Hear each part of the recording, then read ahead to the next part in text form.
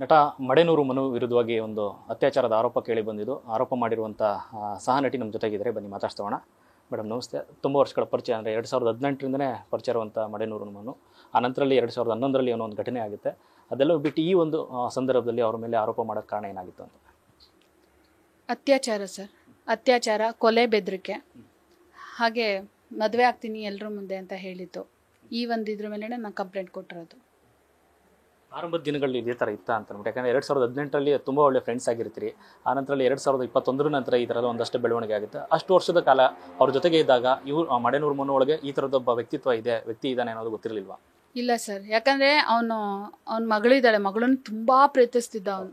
ಮಗಳು ಇದ್ದಾಳೆ ಅಂತ ಗೊತ್ತಿತ್ತು, ಹೆಂಡತಿ ಇದ್ದಾಳೆ ಅಂತ ಗೊತ್ತಿತ್ತು. ಮತ್ತು ಯಾವುದೇ ಒಂದು ಕಾರ್ಯಕ್ರಮ ಹೋದ್ರೂ 12, 1, 3 ಈ ಥರ ಎಲ್ಲ ಟೈಮಿಂಗ್ಸ್ ಆಗ್ತಿತ್ತು. ಸೇಫ್ಟಿಯಾಗಿ ಕರ್ಕೊಬಂದು ಮನೆಗೆ ಬಿಟ್ಟು ಹೋಗ್ತಿದ್ದ. ಜೊತೆಲೇ ಯಾವುದಾದ್ರೂ ಊಟ ಇದ್ರ ಜೊತೆಗೆ ಹೋಗ್ತಾ ಇದ್ವಿ, ಎಲ್ಲರೂ ಹೋಗಬೇಕು ಅಂತಂದಾಗಲೂ ಜೊತೆಲೇ ಹೋಗ್ತಾ ಇದ್ವಿ. ಅಷ್ಟು ನಂಬಿಕೆ ಅಂದರೆ ನನಗೆ ಅವನೇ. ನಾನು ಇಡೀ ಆ ಒಂದು ರಿಯಾಲಿಟಿ ಶೋನಲ್ಲಿ ಬೆಸ್ಟ್ ಫ್ರೆಂಡ್ ಅಂತಂದರೆ ನಂಗೆ ಅವನೇ ಇದ್ದಿದ್ದು. ಅವ್ನು ಫಸ್ಟ್ ಹೇಳಿದ್ದು, ಅವ್ನ ಟ್ಯಾಲೆಂಟ್ ನೋಡಿ ನಾನೇ ಹೇಳಿದ್ದು, ಮಚ್ಚ ನೀನು ಫಸ್ಟ್ ಹೀರೋ ಆಗಬೇಕು ಅಂತ ಅಂದ್ಬಿಟ್ಟು ನಾನೇ ಹೇಳಿದ್ದು ಅವ್ನಿಗೆ, ಹೀರೋ ಆಗಬೇಕು ಅಂತ ಅಂದ್ಬಿಟ್ಟು. ಆ ಒಂದು ಫ್ರೆಂಡ್ಶಿಪ್ ನಮ್ಮಲ್ಲಿ ಇದ್ದಿದ್ದು. 2021ರಲ್ಲಿ ನಮ್ಮ ತಾಯಿ ತೀರು ಹೋಗ್ತಾರೆ. ಆಗ ನಾನು ಒಬ್ಬಳೇ ಇದ್ದಿದ್ದು.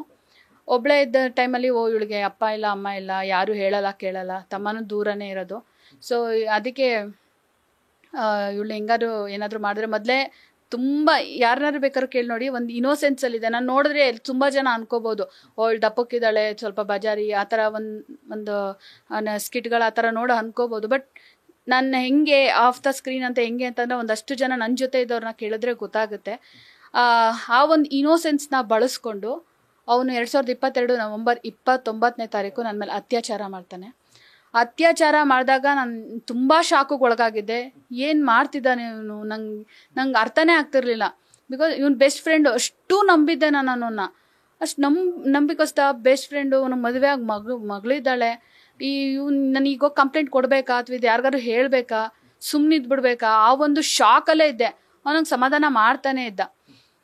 ಅದಾದ ಒಂದು 2-3 ದಿನಕ್ಕೆ ಬಂದು ನಾನು ಅದೇ ಕನ್ಫ್ಯೂಷನಲ್ಲಿದ್ದೆ, ಈಗ ಕಂಪ್ಲೇಂಟ್ ಕೊಟ್ಬಿಡು, ಆ ಒಂದು ಇದರಲ್ಲೇ ಇದ್ದೆ. ಆವಾಗ ಅವ್ನು ಬಂದು ಕಣ್ಮುಚ್ಚು, ಗಣೇಶ ಮನೆ ಕಣ್ಮುಚ್ಚಿಲ್ಲ ಅಂತ ಅಂದರೆ ನಿಂಗೊಂದು ಸರ್ಪ್ರೈಸ್ ಕೊಡ್ತೀನಿ, ನಿಂಗೆ ತುಂಬ ಉಪಯೋಗ ಆಗುತ್ತೆ ಅಂತಂದ. ನಾನೇನೋ ವಸ್ತು ಕೊಡ್ತಾನೆ ಅಂತ ನನ್ನ ಯೋಚನೆ.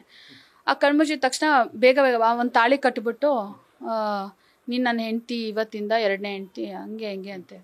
ಅಲ್ಲ, ಈ ಅತ್ಯಾಚಾರ ಮಾಡಿಬಿಟ್ಟು ಈ ತಾಳಿ ಕಟ್ಟಿದ್ರೆ ಅದಕ್ಕೆ ಏನಾದರೂ ಬೆಲೆ ಇರುತ್ತಾ, ಏನು ಬೆಲೆ ಇದೆ ಅಂತ ನಾನು ಪ್ರಶ್ನೆ ಕೇಳಿದ್ದಕ್ಕೆ ಅವನಿಗೆ, ಇಲ್ಲ, ಅದು ನಮ್ಮ ತಾತಂಗೂ 2 ಹೆಂಡ್ತಿರು, ನಮ್ಮ ಅಪ್ಪಂಗೂ 2 ಹೆಂಡ್ತಿರು, ನನಗೂ 2 ಹೆಂಡ್ತಿರು, ದೇವರೇ ಮಾಡಿರಬೇಕು, ಇದು ನಾವು ದೇವ್ರು ಮಾಡಿರೋ ಸಂಬಂಧ, ನಾನು ನೀನು ಮಾಡ್ಕೊಂಡಿರೋದಲ್ಲ, ಈ ಥರ ಒಂದು ಹೇಳಿ ಒಂದು ಸ್ವಲ್ಪ ಮಾತ್ರ ಬೂದಿ ಎರಚೋದು, ವಶೀಕರಣ ಮಾಡೋದು, ಈ ಥರದ್ದೆಲ್ಲ ನನ್ನ ಮೇಲೆ ಪ್ರಯೋಗ ಮಾಡಿ, ಅದು ಇದೆಯಲ್ಲೋ ಗೊತ್ತಿಲ್ಲ. ಬಟ್ ನಂಗೆ ಅದು ಆ ಒಂದು ಟೈಮಲ್ಲಿ ಅವ್ನು ಮಾಡ್ತಿದ್ದಿದ್ದು ಒಂಟಿತನ ಬೇರೆ ಇತ್ತು.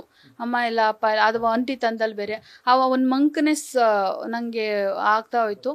ಮತ್ತು ಅವನಿಂದನೇ ಬ್ಯಾಕ್ ಟು ಬ್ಯಾಕ್ ಅಬಾರ್ಷನ್ ಆಯಿತು. ನಂಗೆ ಇಷ್ಟ ಆಯಿತು ಇರಲಿ ಅಂತ ಅಂದ್ಬಿಟ್ಟು, ಯಾಕೆಂದರೆ ನಾನು ಒಂಟಿಯಾಗಿದ್ದರಿಂದ ದೇವ್ರು ಕೊಟ್ಟಿರೋ ಗಿಫ್ಟು ಅಂತ ಆ ಥರದಲ್ಲೂ ನಾನೇನೋ ಫೀಲ್ ಮಾಡ್ಕೊಂಡಿದ್ದೆ. ಇಲ್ಲ, ಬಲವಂತವಾಗಿ ನನಗೆ 2 ಅಬಾರ್ಟ್ ಮಾಡಿಸ್ತಾ. ನ್ಯೂಸ್ ಫಸ್ಟ್, ನಿರ್ಭೀತಿಯಿಂದ ನಿಮ್ಮ ಪರವಾಗಿ.